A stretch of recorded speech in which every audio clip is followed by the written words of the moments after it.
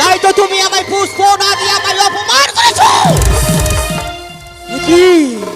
দেখি আমি দেখছি তার ছেলেকে নিয়ে চলেছে উজারানগরে বিবাহ দিতে।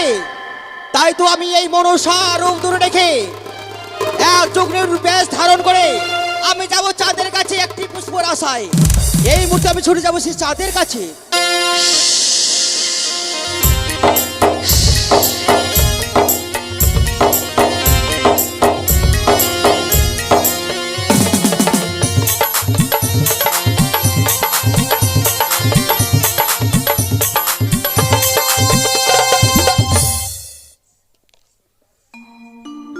আমি কি দেখছি?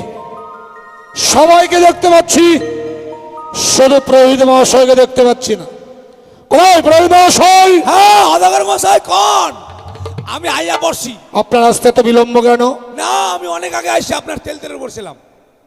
তেলতলা? হ্যাঁ তিনতলা? তিনতলা। প্রহিত মহাশয় কোন? দেখতে দেখতে লগ্ন ঘনিয়ে আসছে। হ্যাঁ লগ্নের পূর্বে যদি পৌঁছতে না পারি তাহলে ওই নিষ্পাপ নারীটি লগ্ন ভ্রষ্ট হবে। যে দেখুন শৈলেশ্বরের মন্দির, শৈলেশ্বরের মন্দিরে জয়ের ধ্বনি দিয়েই আমরা বেরিয়ে পড়বো। বেশ। জয় শিব শম্ভু, জয় শিব শম্ভু, জয় মাতা ভবানী। বাদ্য করলেন, বাদ্য বলো, মা ভগ্নীগণ সবাই মিলে লক্ষ্য নিল।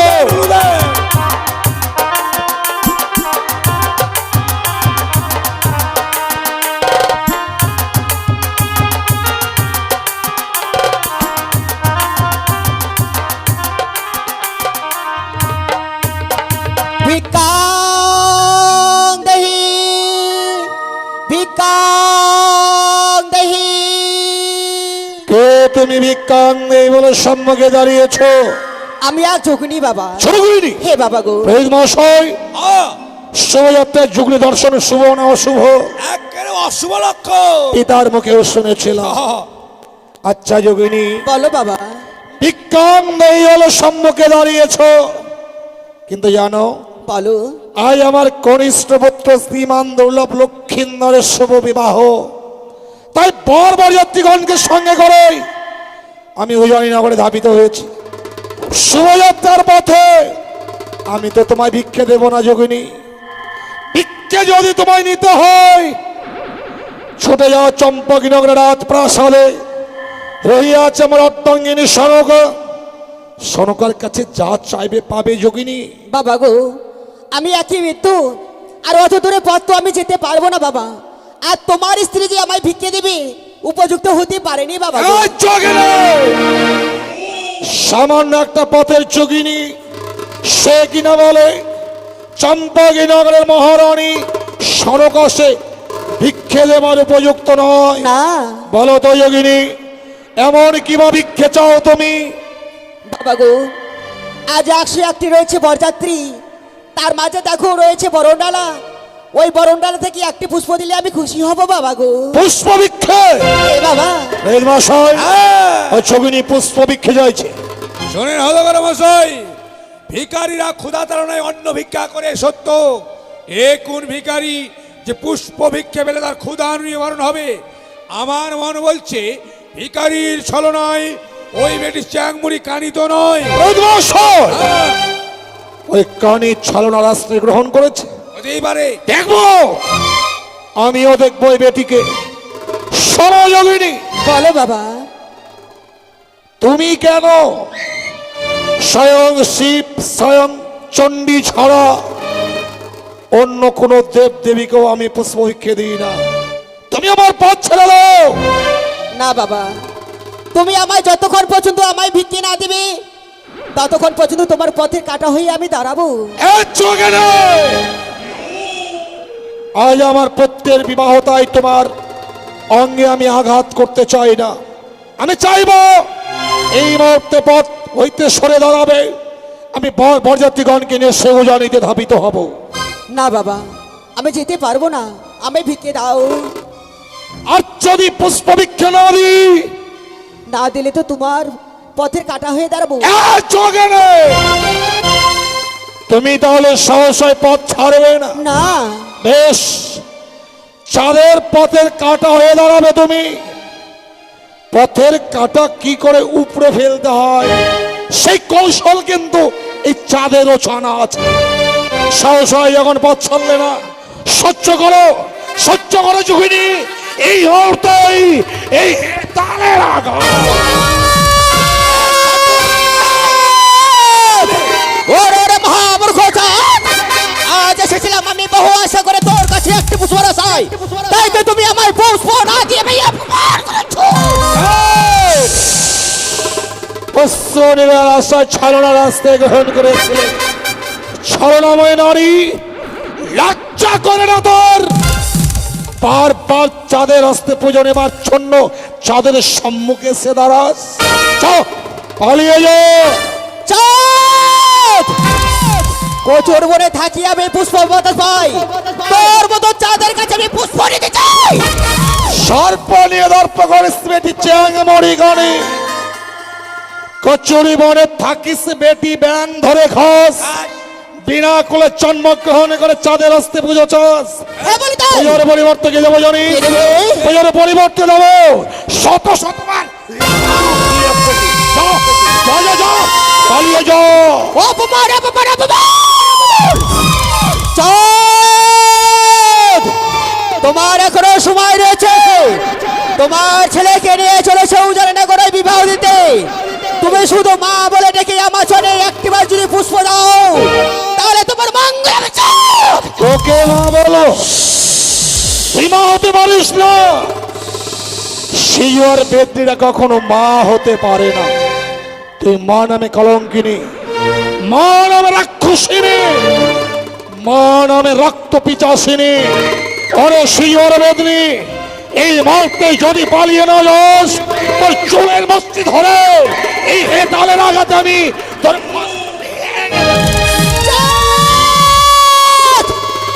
তোর কাছে যদি ওই হেলে তালে দর্শনে না থাকতো, তাহলে তোর মশুকটাই এই মুহূর্তে আমি চিবিয়ে দিলাম। তুই মোর কিছুই করতে পারবি না। ক্ষমতা থাকিতে চাঁদকে একবার স্পর্শ করে দেয়, তোর মতো দেবীর মস্তকটা ভেঙে আমি চূর্ণ বিচূর্ণ করে দেবো। যা, পালিয়ে যা। দেখি সে চাঁদাই আমায় যতই অপমান করুক না কেন, সেই অপমান যে আমায় সহ্য করতে হবে, তাকে আমাকে বুঝিয়ে বলতে হবে। ওগো দাদা, তুমি শুধু একবার মা বলে ডেকে আমার জন্য একটিবার পুষ্প দাও, তাহলে তোমার মঙ্গল হবে দাদা গো। চন্দ্রধর চত্রবি মরিয়া মরিয়া যাইবে না সতল, তথাপি না পুজিব তোর চরণ তল। কোনদিন বুঝে পাবি না বিশ্ব চরাচরে তুই বিশ্ব পূজিতা হতে পারবি না। যা, পালিয়ে যা। সত্য, তাহলে শোন চাঁদ আমার মুখের বাড়ি। আরে ভিকারো কারণে আসি, ভিক্ষে পেলে হব খুশি রে, কি ও রে ও।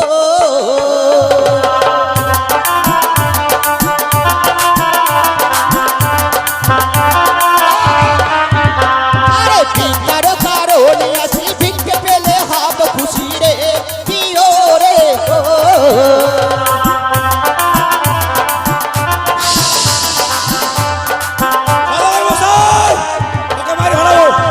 মশাই আপনার কাঁধে ওটা কি? লাঠি। কাঁধে কাঁধে সে দেখুন।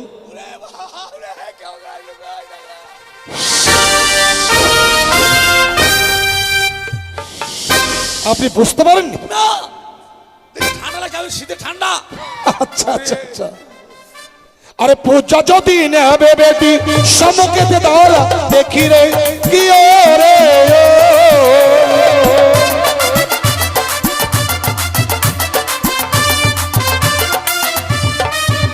ও কি করি রে তোরি পুজোয় আমার চরণ তলে কি রে।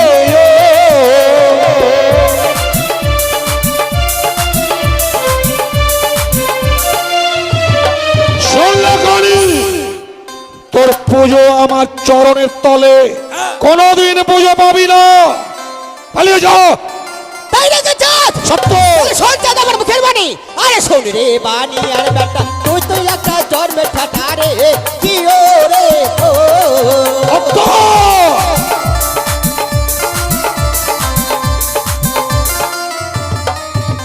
আরে শোন রে বাণী আর বেটা, তুই তো একটা জন্মের ঠাটা রে, কি ও রে ও।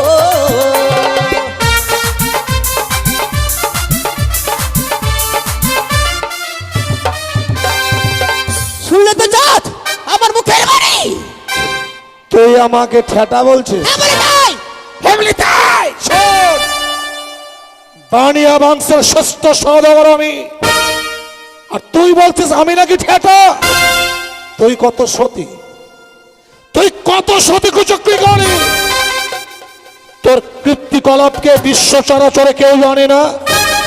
তুই যদি সতী হতিস, তোর স্বামী পুত্র তোকে পরিত্যাগ করে যেত না। তাই কি বলে জানিস? কি বলো? আরে শোন রে, ভাত তারও ছাড়ি মারি বহে তালের বাড়ি রে, কি ও রে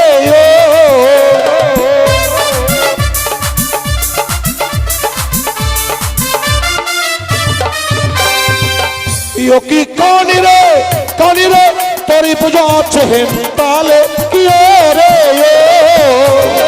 কোনদিন পুজো পাবি না, কোনদিন তোর পুজো করবো না এই বিশ্ব চরাচরে।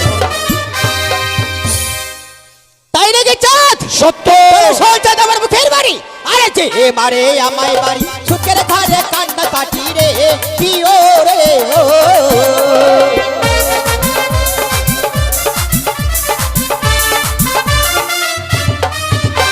আর মারি বহে তালের বাড়ি পাঠাইব চমপুরি রে, কি ও রে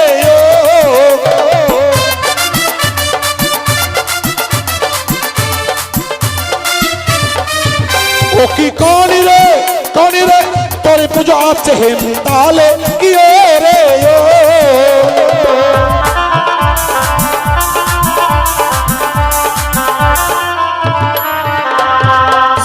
শৈলে চাঁদের বাড়ি, তোর চরণে পুষ্প জল না দেব আমি। তাই নাকি চাঁদ? সত্য। চাঁদ মনে পড়ে সেই দিনের কথা, ছিল তোর 14 টেঙ্গা মধুকার, ভরা ডুবি কোলে ছিল ওই কালিদাহে জলে। ভেবেছিলে কালিদহের চলে চত্বরিঙা ভরাডুবি করলেই আমি মা বলে তোর চরণে লুটিয়ে পড়বো, কিন্তু কই আছো আমি তোর চরণে পুষ্পার্ঘ অর্পণ করিনি। আমি হিমাদ্রির মতো অটল, শত আঘাতেও এই চাঁদ ক্ষত বিক্ষত হয় না। আমি তোর পুজো করবো না। তাই নাকি চাঁদ? সত্য। আরো মনে পড়ে সেই দিনের কথা, ছিল তো লবলক্ষীর বাগান, ছিল তোমার 6 পুত্র। আমার এই বিষাক্ত নাগিনে তোর ছেলেকে পাঠিয়েছিলাম জবালে। 6 পুত্রকে গ্রাস করেছিস, 6 পুত্র তোমার সর। দেখ দেখ শত পুত্র সম রহিয়াছে মোর লক্ষ্মীন্দর।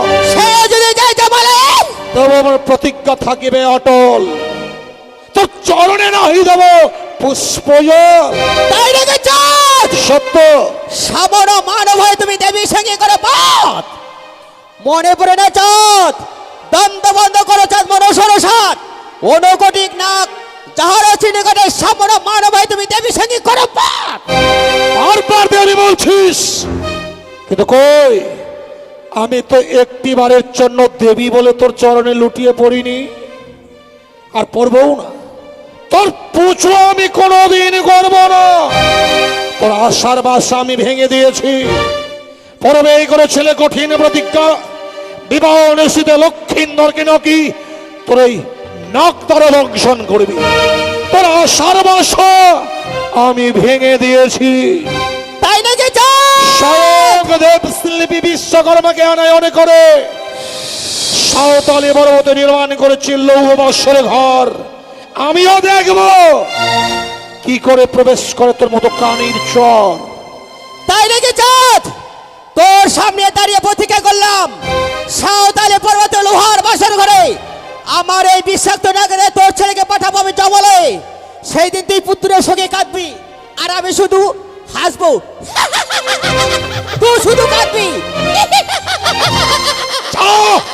পালিয়ে যা। স্বয়ং দেবস্থলী বিশ্বকর্মা যদি করবি তুই আমার সঙ্গে বিশ্বাসঘাতকতা না করে, তাহলে আমিও দেখব কি করে তোর নাক বাসর ঘরে প্রবেশ করে মোর পুত্র লক্ষ্মীন্দরকে দংশন করে। প্রেত মশাই, হ্যাঁ। আমি কাঁপছি, রাগে। আপনি রাগে কাঁপছেন? হ্যাঁ, মারার সুযোগ মানে রাগে কাঁপছি। আপনার এত রাগ? প্রচন্ড রাগ আমার। তাই নাকি? দেখছেন রাগে থরথর করে কাঁপছি। কিন্তু আপনার ধুতি তো ভিজে গেছে। ভয়ে পেশাব করে দিয়েছি আমি। ছি ছি ছি ছি। এত বড় সাপ ঘাড়ে উঠে থামা যায়? এই ভিজা বস্ত্র দিয়ে কি করে আপনি বিয়ে পড়াবেন? বস্ত্র খুলে ফেলে দেবো, ল্যাংটায় বিয়ে দিয়ে দেবো। নতুন বস্ত্র পরিধান করে সত্য হয়ে তারপরে বিয়ে পড়াবেন। আচ্ছা, ঠিক আছে। প্রেত মশাই, হ্যাঁ। ওই কানি বেটির বাতাস লেগে এই জায়গাটা অপবিত্র হয়ে গেছে। হ্যাঁ তাই জায়গাকে পবিত্র করবার জন্য পিতা শৈলেশ্বর নামে জয়ধ্বনি দিন। হ্যাঁ, দেন, নালে এই অপবিত্র যারা বাড়ি চলে সব এখন। না না। এরাও যে- জয় শিব শম্ভু, জয়। জয় শিব শম্ভু, জয়। জয় মাতা ভবানী। বাজাও। ভদ্রগণ মধ্যবায়।